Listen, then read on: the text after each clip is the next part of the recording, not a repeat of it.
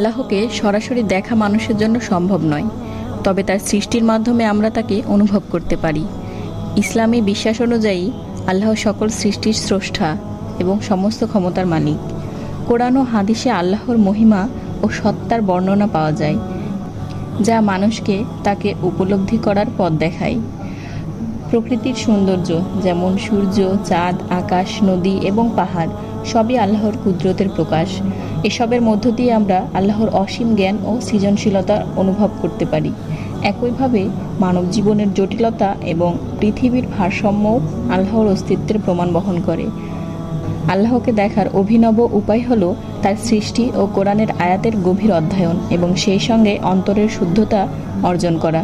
আল্লাহ তার বান্দাদের ইবাদত ও অনুসরণ করার মাধ্যমে কাছে টেনে নেন। মনের মধ্যে আল্লাহর স্মরণ, তওবা এবং ধৈর্য ধরে তার গুণাবলী চিন্তা করা হলো তাকে অনুভব করার এক গুরুত্বপূর্ণ উপায়। মানুষ আল্লাহকে সরাসরি দেখতে না পারলেও তার সৃষ্টিতে এবং নিজের জীবনের প্রতিটি ক্ষেত্রে আল্লাহর অস্তিত্ব উপলব্ধি করতে পারে।